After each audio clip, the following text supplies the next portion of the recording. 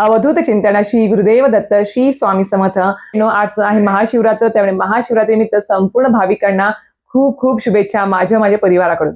तर मंडळींनो, आता लवकर सोमवती अमावास्या येणार आहे। आता सोमवती अमावास्या नेमकी कधी चालू होते आहे, कधी संपते आहे ते आजच्या व्हिडिओमध्ये आपण पाहणार आहोतच। पण सगळ्यात महत्त्वाचा विषय म्हणजेच आता समजा तुम्हाला कुंडलीमध्ये तुमच्या किंवा तुम्हाला जर प्रखर पितृदोष सांगितलेला आहे, तुमच्या घरामध्ये वारंवार कामांमध्ये अडथळे येत आहेत, अडचणी येत आहेत, सोबत आर्थिक प्रॉब्लेम चालू आहेत किंवा इतर विवाह कार्य असेल, शुभ कार्यामध्ये अडथळे निर्माण होत आहेत, तर नक्कीच समजून जायचं की यामागे अनेकदा आपले जे काही पितर आहेत त्यांच्या अपूर्ण शांतीचं कारणीभूत असतात। अपूर्ण शांती म्हणजेच काय, त्यांच्या आत्म्याला पूर्णपणे शांती लाभलेली नसते। मग त्यामुळे आपल्या आयुष्यामध्ये सर्व कारण अडचणी चालू होत असतात। आता हे मी नाही तर आपलं धर्मशास्त्र सांगतं की जर आपल्या पितरांच्या आत्म्यात शांती लाभी वाटत असेल तर त्यांचे जे काही विधी असतात ते गेल्यानंतर संपूर्ण करावे लागतात। आणि सगळ्यात महत्वाचं म्हणजेच आपलं शास्त्र सांगतं ते म्हणजे काय, तर त्रिपिंडी श्राद्ध करणे हे खूप महत्वाचं असतं, जेणेकरून आपल्या मागच्या 3 पिढ्यांच्या पितरांना आत्म्यात शांती लाभत असते। आणि असं पण म्हटलं जातं की तीर्थक्षेत्री जाऊन हे त्रिपिंडी श्राद्ध करणं खूप महत्वाचं असतं। आता खूप जण असे आहेत ज्यांना तीर्थक्षेत्री जाऊन त्रिपिंडी श्राद्ध करणं शक्य होत नाही, यथाशक्ती होत नाही किंवा इतर काही कारणांमुळे होत नाही। मग अशा वेळेस तुम्हाला त्रिपिंडी श्राद्ध करण्याचं जर तुम्हाला पुण्य प्राप्त करून घ्यायचं असेल किंवा जर तुम्हाला त्रिपिंडी श्राद्ध नारायण नागबली हे जर तुम्हाला सांगितले असेल आणि याचं तुम्हाला पुण्यकर्म जर तुम्हाला घरच्या घरीच जर तुम्हाला याचं मिळालं, पुण्य लाभलं, तुमच्या 3 पिढ्यांच्या पितरांचा आशीर्वाद जर तुम्हाला हे कार्य करून लाभलं तर अतिशय उत्तम आहे की नाही।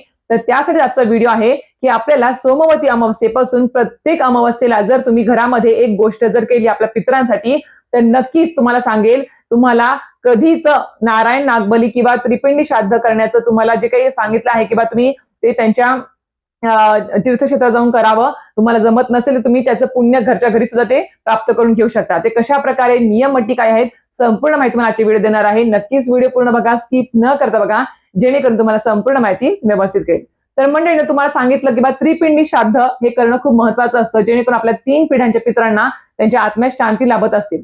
आता त्रिपिंडी श्राद्ध म्हणजेच काय, तर आपल्या मागचे 3 पिढ्यांचे पितर। आता 3 पिढ्यांचे पितर म्हणजे कोण, पंजोबा, आजोबा, वडील हे आपले 3 पिढ्या, सोबत आपली पणजी, आजी आणि आई हे आपले 3 पिढ्यांचे पितर असतात। यांच्या आत्म्यात शांती लाभण्यासाठी हे त्रिपिंडी श्राद्ध करण्यास सांगितलं जातं।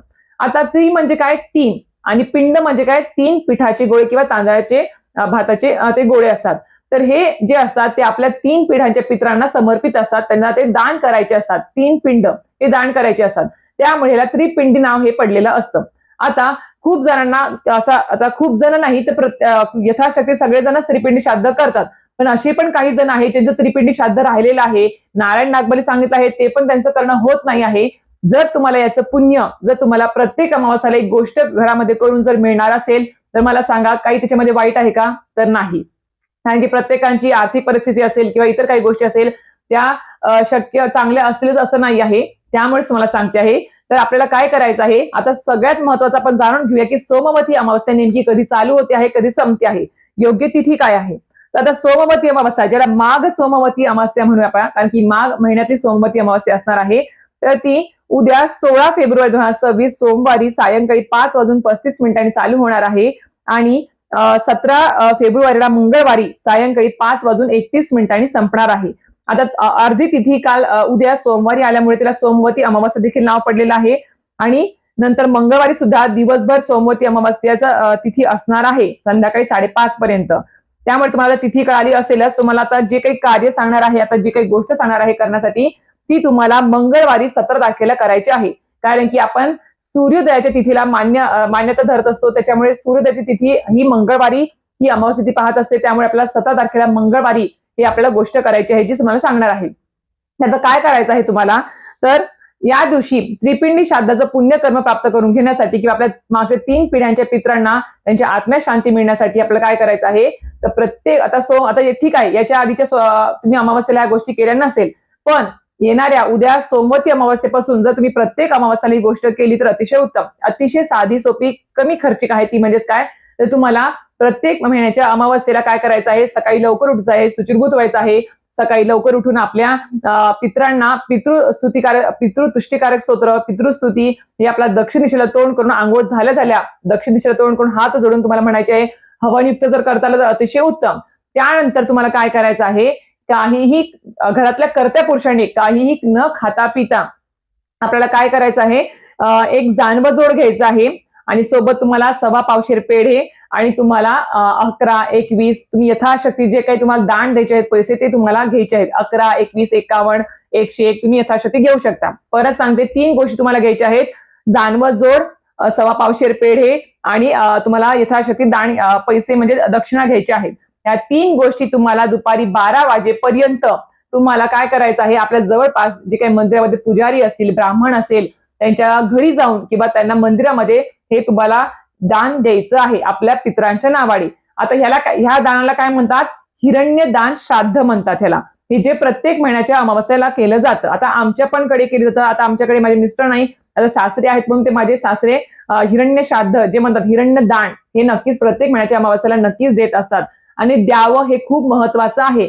जेणेकरून जर चुकून माखून तुमच्याकडून त्रिपिंडी श्राद्ध राहिला आहे किंवा आपल्या पितरांच्या आत्म्यात शांती लाभली नसेल अजून, तर नक्कीच तुमच्या जर घरामध्ये संसारामध्ये अडचणी चालू असतील ज्या मी तुम्हाला सुरुवातीला सांगितल्या आहेत, तर नक्कीच त्रिपिंडी श्राद्ध आपल्याला करणं खूप गरजेचं असतं. नारायण नागबली करणं खूप गरजेचं असतं.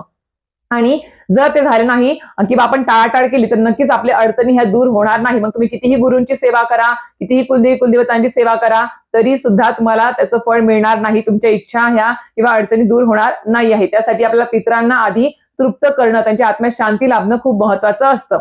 आता तुम्हाला सांगितल्याप्रमाणे 3 गोष्टी तुम्हाला दान द्यायच्या दुपारी 12 वाजेपर्यंत घरातल्या कर्त्या पुरुषाने नक्की जाऊन द्यायच्या आहेत.